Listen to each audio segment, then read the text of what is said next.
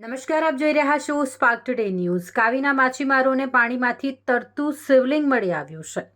કાવીના માછીમારોને માછીમારી કરતા સમયે જાળમાંથી તરતું શિવલિંગ મળી આવતા તેને કાવી દરિયાકાંઠે લાવતા શ્રદ્ધાની હેલી ચડી।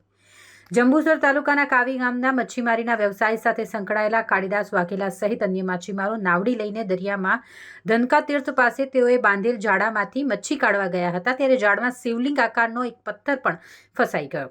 તેને જાળ બહાર કાઢીને સાફ કરીને જોતા શિવલિંગ હોવાનું જણાઈ આવ્યું। આ શિવલિંગ સમો પથ્થર ભરતીના નીરમાં તરતો હતો, પરંતુ ભરતીના નીર ઓસરતા તે વજનદાર હોય ઉચકાતો પણ ન હતો। આશરે 1 ક્વિન્ટલ વજન ધરાવતા શિવલિંગને માછીમાર ભાઈઓએ અન્ય માછીમારોની મદદથી ભારે જહેમતથી તેઓની બોટ પર ચડાવી કાવી દરિયા કિનારે લાવ્યા અને દરિયા કિનારે તેને મૂકી પાણીથી સાફ સફાઈ કરતા આ શિવલિંગ સ્ફટિકનું હોવાનું તથા અંદર શંખ નાની મૂર્તિઓ હોવાનું પણ જણાઈ આવ્યું। આ હકીકતની જાણ કાવી ગામમાં વાયુ વેગે પ્રસરતા ગ્રામજનો શિવલિંગને નિહાળવા દરિયાકાંઠે ઉમટી પડ્યા હતા। નામ કાલિદાસ મંગા વાઘેલા છે, હું રહેવાસી કાવીનો છે ને કાવી બંદરથી અમે ડેલી સાબરમતીમાં જાળ બાંધેલા ત્યાં ડેલી અમે અપડાઉન કરીએ, સાંજ સવાર મચ્છી લેવા જઈએ છીએ। તો આજે વહેલી સવારે અમે બોટ છોડીને ગયા તો આ જાળમાં શિવલિંગ આવેલો હતો। ત્યાં શિવલિંગ જાળમાં આવેલો હતો, ત્યાં જાંગ બળોમાં પાણી હતું તો પાણીમાં શિવલિંગ તરતેલું। ત્યાર પછી 2 માણસે કર્યું, સુકાઈ જાય, પાણી ખાલી થયા, બેટ નીકળી જાય, પછી 10 માણસથી બી હલતું ના, પછી ભરતી થઈ ત્યાં પછી 2 બોટવાળા માણસો થઈ અને અમે બોટ પર ચડાવ્યું। ત્યાં પછી કાવી બંદર લાવ્યા છે આ શિવલિંગને। ને શિવલિંગની અંદર તમે જુઓ છો અંદરના ભાગમાં નાગની અંદર બેઠક છે, ત્યાં પછી અંદર નાના નાના શંખ છે, અંદર મૂર્તિ દેખાય છે। શિવલિંગ કઈ શાનું બનેલું લાગે? આ તો હવે પ્રાચીન કાળનું બનેલું, કેટલા વર્ષ હોય તો મને શું ખબર। એની પર આ ઘા જેવું પડેલું છે તે હવે એ ઘસારો નાનાથી ઘા પાડેલો છે, ઘસારો પડેલો એ દરિયા કિનારામાં દરિયામાં ફરતું ફરતું ગમે તેની જો ટકરાય એમાંથી આ બધા છીટ પડી ગયા હોય। તમને શિવલિંગ જ લાગે તેમ નહીં? હા, 100% શિવલિંગ છે। અંદર મૂર્તિ ને કઈ હશે અંદર નાગ છે ને, નાગ ખુલ્લો તમે સ્પષ્ટ દેખાય છે। જુઓ નાગ, નીચે આખી નાગની બેઠક છે, અંદર મૂર્તિ દેખાય છે, શંખ અંદર છે। આ અમે કાવી બંદરથી બોટ લઈને અમારા ઝાડ કઈ ધનકાટી ખંભાતના અખાતમાં બાંધેલા ત્યાં અમે ઝાડ ખંખેરવા સવારમાં ગયા। આ ઝાડમાં શિવલિંગ ફસાઈને આવેલું હતું।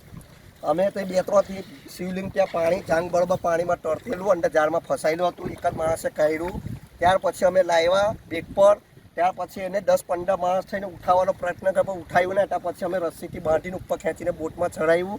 ત્યાં પછી કાવી બંદર અમે લાવ્યા છે ને તમે જોઈ શકો છો આ શિવલિંગ આખું છે।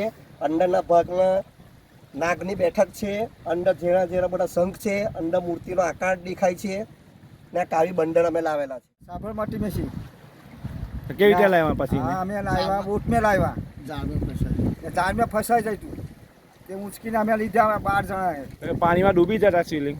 ના, તરતું તું રે, પાણીમાં તળે તેવું છે? તળે છે। તો અંદર શું છે તમે જોયું તો શિવલિંગ અંદર? એની અંદર છે તે મૂર્તિ છે, નાગ છે।